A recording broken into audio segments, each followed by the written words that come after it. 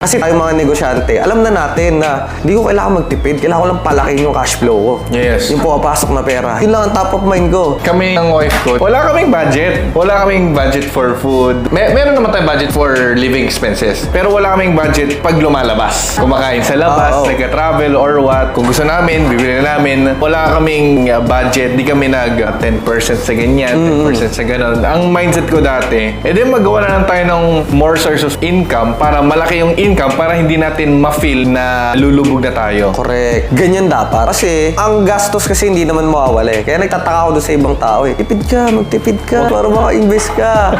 Bakit? Kaya ako nagtatrabaho, gusto ko mag-Starbucks eh. Tama. Huwag ko mag-travel. Gusto ko nga mag-travel eh. Bakit ba? So, it's a proper way to manage your money. Yun yung kulang. Yun yung importante.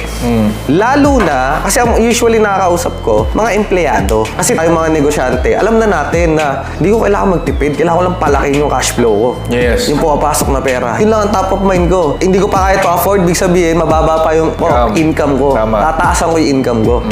Hindi ko kailangan tanggalin tong Starbucks. Pero kasi, you need to understand, pag empleyado yan, may cap yung pera nila. Ano yung advice ko sa kanya? Ito, magbenta ka ng buy and sell ka sapatos. Yun yung alam ko negosyo eh. Buy and sell ka sapatos. Tama. Hindi eh. Pwede ko siyang bigyan ng idea.